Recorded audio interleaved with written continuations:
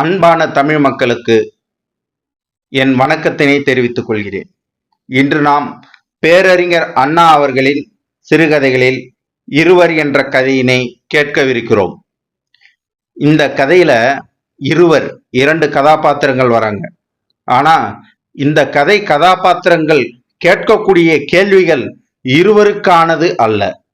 அவர்கள் இந்த சமூகத்திற்கான கேள்வியினை கேட்கிறார்கள். பாருங்கள். முதலாவதாக வரக்கூடியவர் காமாட்சி. காமாட்சி என்ற பெண் பருவ பெண், மிகவும் அழகானவள். அவளோட அழகை நாம சொல்லணும் அப்படின்னா தங்கச்சிலம் மாதிரி இருப்பா. எந்த ஊர்லயாவது பேசக்கூடிய தங்கச்சிலையை நீங்க பார்த்திருக்கீங்களா? இன்னைக்கு பேசக்கூடிய ரோபோக்கள்லாம் செய்யறாங்க மனிதர்களை போல. ஆனா பேசக்கூடிய ஒரு தங்க சிலையாக இருந்தால் காமாட்சி. அவள் அழகுக்கு என்ன, வரிசை கட்டி மாப்பிளை வருவார்கள், இப்படி பேசிக்கொண்டே இருக்கிறாங்க.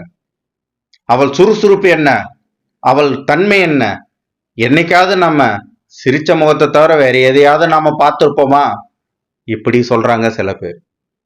தங்க கட்டி தங்க சிலை கொடுத்து வச்சவர், இப்படி ஊரார் சொல்ல சொல்ல சொல்ல சொல்ல அவர்களுடைய பெற்றோர்கள் மிகவும் மகிழ்ச்சி அடைந்தாங்க. ஆனா அந்த சந்தோஷம்லாம் ரொம்ப நாளைக்கு நீடிக்கல. ஏன்னா வரிசை கட்டி எந்த மாப்பிள்ளையும் அங்க வரல. அண்ணா காரணம் சொல்றாங்க, இவங்க பஞ்சைகள், அதாவது பஞ்சத்தில் அடிப்பட்டவர்கள், இவர்கள் ரொம்ப வறுமையானவர்கள். இந்த குடும்பத்துல போயா நாம பொண்ணு எடுக்கிறது? குணம் இருந்து என்ன, அழகு இருந்து என்ன, வயது இருந்து என்ன, பணம் இல்லையே, பொருள் இல்லையே, இங்க போய் சம்பந்தம் வச்சுக்கலாமா கேக்குறாங்க. இந்த சமூகத்தார் தான் கேக்குறாங்க. இப்படி ஒரு கேள்வி கேட்கக்கூடிய நிலையில அந்த காமாட்சிக்கு எப்படியோ ஒரு திருமணம் நடக்குது. சுந்தரம் என்பவர் சந்தப்பேட்டையிலிருந்து வராரு. அந்த சந்தப்பேட்டையிலிருந்து வந்த சுந்தரத்துக்கும் காமாட்சிக்கும் திருமணம் இனிதான் நடக்குது. காமாட்சிய இந்த ஊரே வாழ்த்தி புகழ்ந்து பேசின அந்த காமாட்சிக்கு திருமணம். ஆனா யாரும் கலந்துக்கல.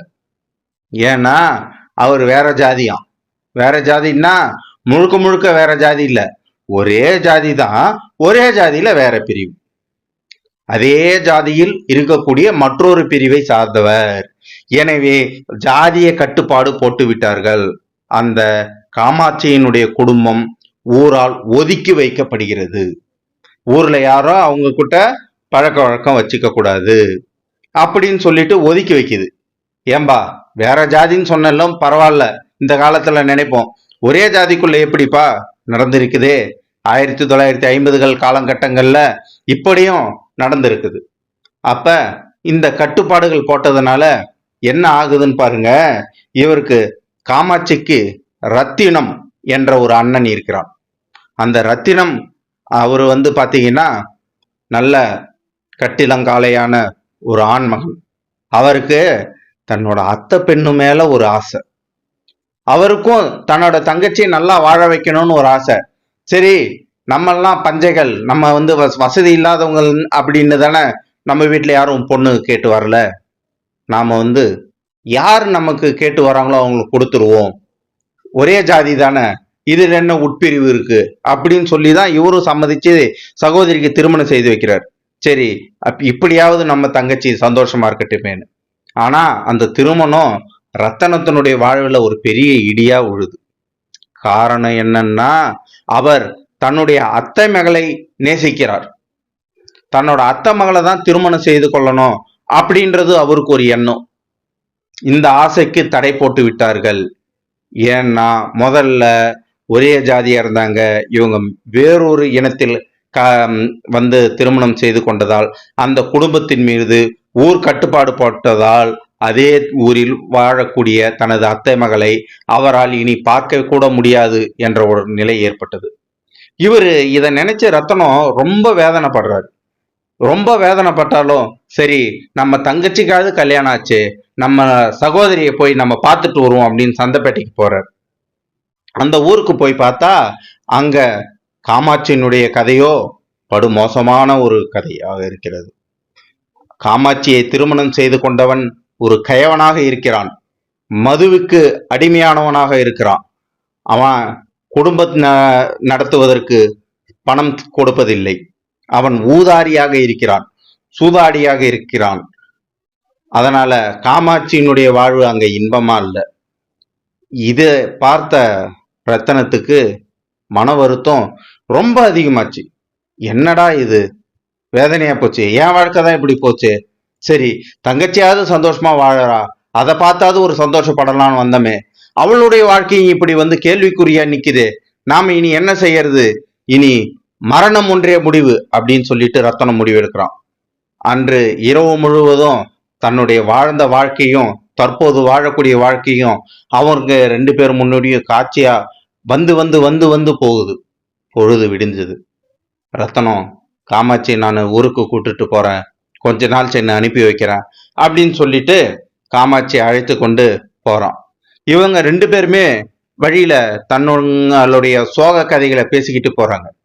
இப்படி இருவரும் பேசிக்கிட்டு போய்கிட்டே இருக்கும்போது அவங்க எந்த வழியில போறோன்னே தெரியாம வழி தவறி போறாங்க. இரவு ஆனதுக்கு பிறகு சகோதரி காமாட்சி கேட்கிற அண்ணனை பார்த்து, அண்ணா, நாம போற வழி சரியான வழி மாதிரி தெரியலையே, இது நம்ம ஊருக்கான வழி இல்லையே அப்படின்றா. அப்ப ரத்தனம் மனந்திறந்து பேசுறான். ஆமாமா, நம்ம தவறான வழியில தான் போறோம்.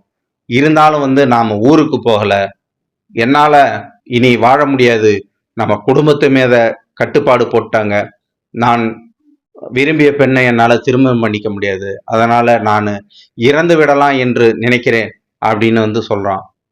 தங்கச்சி மறுப்பா, நீ இறக்கக்கூடாதுன்னு சொல்லுவான்னு நினைப்பா ரத்தனம். ஆனா தங்கச்சி மறுக்கல. சரி, நாம் இருவருமே இறந்து போவோம் அப்படின்னு 2 பேரும் முடிவு செய்து பழவேற்காட்டு கோயிலுக்கு செல்கிறார்கள். அங்க பழவேற்காட்டு கோயில்ல அத்தனை பூஜைகளும் முடிந்ததுக்கு பிறகு இறைவனிடம் மன்றாடி கேட்கிறாங்க, கடவுளே, இந்த ஜாதியை ஏன் படைச்ச, மனிதனை படைச்சியே, கூடையே ஜாதி என்றதை ஏன் படைச்ச, ஏழை பணக்காரன் என்பதை ஏன் படைச்ச அப்படின்னு சொல்லிட்டு கேட்கிறாங்க. அந்த கேள்வி ரத்தனம் கேட்கக்கூடிய கேள்வியா, காமாட்சி கேட்கக்கூடிய கேள்வியா? இன்னைக்கு ஒவ்வொரு குடிமகனும் கேட்கக்கூடிய கேள்வி தானங்க இது, இல்லையா? இது நாத்திகர் கேட்கக்கூடிய கேள்வியா? இல்லை. பகுத்தறிவாளரின் கேள்வியா? இல்லை. பக்திமானுடைய கேள்வி இதே கேள்வியா தானே இருக்கு இறைவன் கிட்ட. சரி, சரியான ஜாதியில படிச்சுட்ட, ஏன் ஏழை பணக்காரன் என்று வேறுபாடு? படைப்பு அனைத்தும் உன்னுடையது தானே, ஏன் இப்படி படைத்தாய்? எத்தனை பேர் கேட்கிறோம். நம்முள்ள இறைவனை பார்த்து நம்ம கேட்டது இல்லையா? அதே கேள்விதான் ரத்தனமும் காமாட்சி கேட்கிறாங்க.